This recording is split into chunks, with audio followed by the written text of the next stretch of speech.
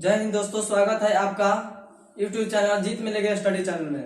तो मैं आज आप लोगों को 10th का बहुत ही इम्पोर्टेंट शाखा को बताने वाला हूं, जिसका नाम है त्रिकोणमिति।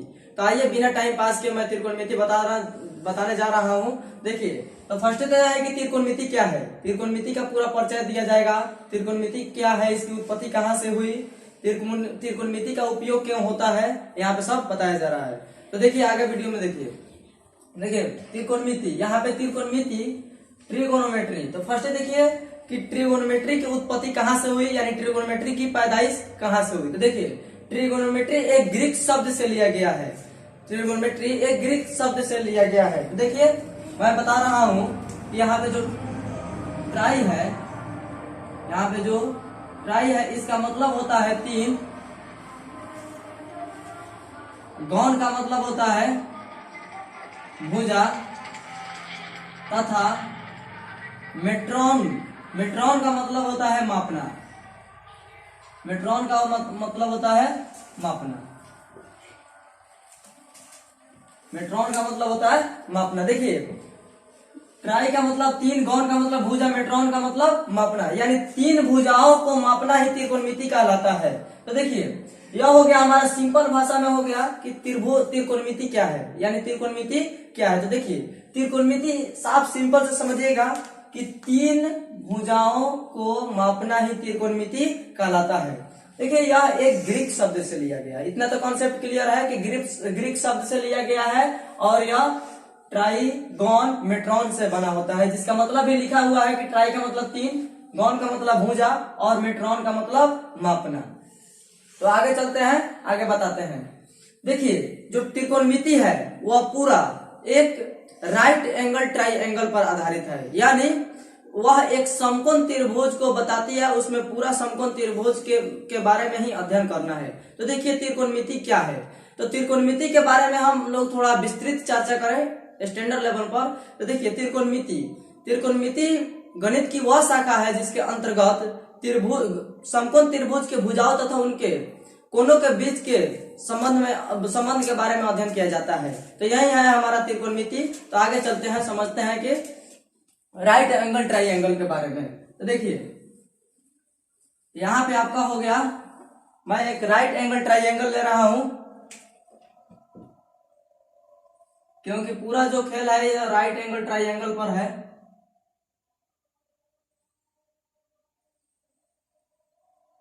यह एक बन गया आपका राइट एंगल ट्राइंगल। देखिए, इसी पर हम लोग समझेंगे कि त्रिकोणमिति का संबंध क्या है। तो देखिए, त्रिकोणमिति का संबंध एक राइट एंगल ट्राइंगल से है। जहां पे देखिए, जहां पे यह AB जो है यह एक स्ट्रेट लाइन है, यानी वहां पे 90 डिग्री का कोण बन रहा है। ध्यान से समझिएगा, जो AB है वहां पे एक स्ट्रेट लाइन है, वहां पे कितना डिग्री का कोण बन रहा है, तो 90 डिग्री का कोण बन रहा है। तो बात समझिए कि जहां पे स्ट्रेट लाइन हो, वहां पे जहां स्ट्रेट लाइन हो वहां पे जो कोण बनती है, जहां स्ट्रेट लाइन मिलती है वहां पे जो कोण बनती है वह एक 90 डिग्री होती है। तो देखिए, इसी से हम लोग निकालेंगे कि लंब क्या है, कर्ण क्या है, आधार क्या है। तो जहां पे 90 डिग्री बने वहां पे 90 डिग्री का, जहां पे स्ट्रेट लाइन गिरे, जहां पे स्ट्रेट लाइन मिलती है वहां पे 90 डिग्री का कोण बनती है। तो देखिए, यह जो AB है यह हमारा लंब है, क्योंकि यह सीधा है और साफ 90 डिग्री का कोण बना रही है। तो देखिए, यह हो गया हमारा लंब। क्या हो गया? लंब। तो अब हम इसमें राइट एंगल ट्राइंगल में जहां 90 डिग्री बन रहा है, यानी जो स्ट्रेट लाइन है, उसी को हम लोग क्या कहते हैं, तो लंब कहते हैं। अब देखिए, यहाँ पे समकोण त्रिभुज में राइट एंगल ट्राइंगल में हम लोग देखेंगे कि सबसे बड़ी भुजा कौन है, यानी सबसे जो बड़ी भुजा होती है उसे हम लोग क्या कहते हैं, तो आपको हम कहते हैं कि कर्ण कहते हैं। उसे क्या कहते हैं? कर्ण कहते हैं। राइट एंगल ट्राइंगल में जो सबसे बड़ी भुजा होती है उसे हम लोग कर्ण कहते हैं। जहां पे स्ट्रेट लाइन हो, जहां पे स्ट्रेट लाइन मिलती हो, वहां पे 90 डिग्री का कोण बनता है, तो वह भुजा क्या कहलाती है, तो वह भुजा लंब कहलाती है। देखिए, हम एग्जांपल देकर समझा रहे हैं। जैसे में यह हमारा मार्कर है, अगर यहाँ पे जो कोण बनेगा, यहाँ पे मिलती है दोनों मार्कर, यहाँ पे, तो जो कोण यहाँ पे बनेगा वह 90 डिग्री का कोण बनेगा। ठीक है, तो यह जो होगा, यह मार्कर काला वाला, यह होगा आपका 90 डिग्री। तो इसी को हम लोग लंब कहेंगे, और इसमें जो सबसे बड़ी भुजा बनेगी उसी को हम लोग क्या कहेंगे, कर्ण कहेंगे। इतना तो आप लोगों को समझ में आ ही गया होगा। तो देखिए, जब लंब हो गया, यहाँ पे जहाँ पे स्ट्रेट लाइन मिलती है, जहाँ 90 डिग्री कोण बनती है, तो वह भुजा क्या कहलाती है, तो लंब कहलाती है। अब देखिए, जो सबसे बड़ी भुजा होती है राइट एंगल ट्रायंगल में, तो वह कर्ण कहलाती है। और जो बच गया, यानी बचा कौन, तो जो संलग्न भुजा होती है, जो सटी हुई भुजा होती है, उसे क्या कहते हैं, तो हम लोग कहते हैं आधार कहते हैं। उसे क्या कहते हैं, आधार कहते हैं। बात समझ में आई होगी। अब देखिए, इसी को कर्ण को हम लोग इंग्लिश में क्या कहते हैं, तो हाइपोटेनस कहते हैं। कर्ण को इंग्लिश में क्या कहते हैं, हाइपोटेनस कहते हैं। और लंब को क्या कहते हैं, तो आपको हम लोग परपेंडिकुलर कहते हैं। इसे P से डिनोट करते हैं, आधार को हम लोग B से डिनोट करते हैं, इसे बेस कहते हैं। ठीक है, तो देखिए आपका हो गया लंब को परपेंडिकुलर, कर्ण को हाइपोटेनस और आधार को क्या कहते हैं, बेस कहते हैं। इतना तो समझ में आ ही गया होगा। अब आगे चलते हैं। तो देखिए, त्रिकोणमिति यहाँ पे जैसे मैं C के लगे, हम C के पास अगर थीटा रख दें, तो इससे हमें थीटा का मतलब यह होता है कि यह कोण को दर्शाता है कि यह किसके लिए कह रहा है, कौन C के लिए कह रहा है, कौन B के लिए कह रहा है। B तो खैर 90 डिग्री का है।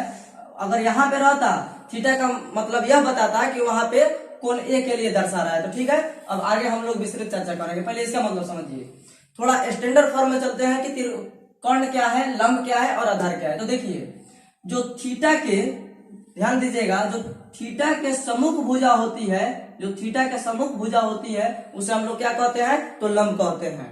अब देखिए, जो 90 डिग्री के सम्मुख भुजा होती है, उसे हम लोग क्या कहते हैं, तो कर्ण कहते हैं। और जो संलग्न भुजा होती है, तो उसे क्या कहते हैं, आधार कहते हैं। इतना तो समझ में आ गया होगा। अब आगे चलते हैं। अब तो यह समझ में आ गया कि कर्ण लंब क्या है। अब देखिए, आगे चलते हैं कि पाइथागोरस प्रमेय के बारे में जानते हैं कि पाइथागोरस प्रमेय क्या है। क्योंकि हम जब त्रिकोणमिति चैप्टर बनाएंगे, क्वेश्चन इसका सॉल्व करेंगे, तो उसमें पाइथागोरस प्रमेय की जरूरत होगी। तो पहले तो पाइथागोरस प्रमेय देखते हैं कि पाइथागोरस प्रमेय क्या है। तो देखिए, पाइथागोरस प्रमेय क्या है। पाइथागोरस प्रमेय,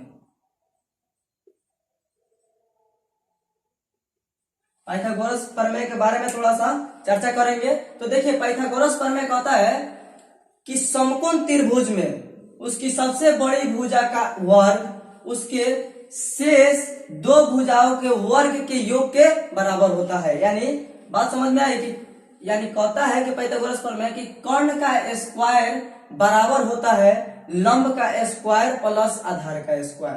तो यहाँ पे हम लिख देते हैं कि पाइथागोरस प्रमेय क्या है। तो यह कहता है कि कर्ण का स्क्वायर, यानी समकोण त्रिभुज में जो सबसे बड़ी भुजा होती है उसकी स्क्वायर, कर्ण का स्क्वायर बराबर होता है उसकी शेष दो भुजाओं का वर्ग के योग के बराबर होता है। तो देखिए क्या हो जाएगा, लंब का स्क्वायर कर देंगे, जोड़कर आधार का स्क्वायर कर देंगे।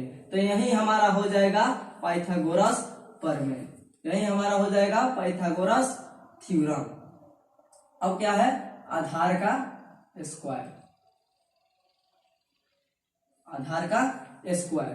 तो हम लोगों को मिल गया कि पाइथागोरस प्रमेय क्या है, कर्ण का स्क्वायर बराबर लंब का स्क्वायर प्लस आधार का स्क्वायर, यही है हमारा पाइथागोरस प्रमेय। चले इसे हम लोग क्या करते हैं, घेर देते हैं, और इसे से हम लोग आगे का फॉर्मूला, आगे का रास्ता खुल जाएगा कि आगे हम किस तरह कर्ण निकालेंगे, लंब निकालेंगे, आधार निकालेंगे। तो देखिए यहाँ पे है आपका कर्ण का स्क्वायर बराबर लंब का स्क्वायर प्लस आधार का स्क्वायर। अगर हम लोगों को सिर्फ कर्ण बराबर निकालना हो, अगर यहाँ पे अगर आधार दिया हो, लंब दिया हो, अगर कुछ देर कर्ण निकालिए, तो कर्ण किस तरह निकालेंगे। तो देखिए यहाँ पे छोटी दोनों भुजा दिया हो, हमको पूछ देगा बड़ी भुजा निकालिए, यानी कर्ण निकालिए, तो किस तरह निकालेंगे। तो देखिए यहाँ पर सबसे पहले हम लोग करेंगे, देखिए यह कर्ण है, तो हमको पूछ देगा कर्ण बताइए कर्ण कितना है। तो क्या करेंगे, कर्ण बराबर अगर पूछ दिया, फॉर्मूला अगर कर्ण बराबर पूछ दिया, तो हम लोग कहेंगे कि लंब का स्क्वायर प्लस आधार का स्क्वायर। देखिए आराम से समझिएगा, लंब का स्क्वायर प्लस आधार का स्क्वायर।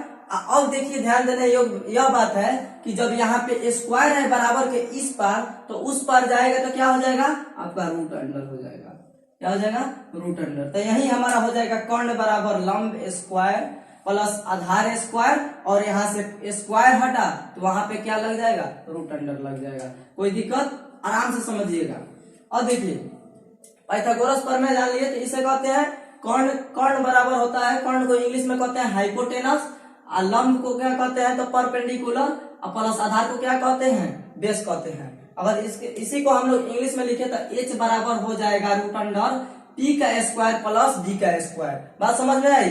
देखिए अब आगे यहाँ पर लंब का स्क्वायर है, अगर देखिए कर्ण का स्क्वायर है दिया हो और आधार का स्क्वायर दिया हो, तो हमको क्या चीज का पूछ रहा है, तो लंब का स्क्वायर पूछे तो क्या करेंगे, तो देखिए यह है एक हमारा समीकरण, जो समीकरण बन गया है तो इसी से हम निकालेंगे। अगर हमको पूछ दिया कि लंब का स्क्वायर बताइए कि लंब का स्क्वायर क्या होगा, तो देखिए लंब का स्क्वायर पूछ दिया तो बताइए, पूछे देगा कि लंब का स्क्वायर क्या है। तो देखिए बात समझिए, गौर से समझिए कि यहाँ पे लंब का स्क्वायर पूछ दिया, यहाँ पे देखिए कर्ण का स्क्वायर है बराबर में, कर्ण का स्क्वायर है ना, तो हमको कर्ण का स्क्वायर उसी तरह लिख देना है। क्या करना है, कर्ण का स्क्वायर उसी तरह लिख देना है, कर्ण का स्क्वायर उसी तरह है लिख देना है। यहाँ पे प्लस आधार का स्क्वायर है, तो हम लोग क्या, जब बराबर के इस पर आता है तो प्लस माइनस हो जाता है, तो माइनस क्या हो जाएगा, आधार का स्क्वायर हो जाएगा।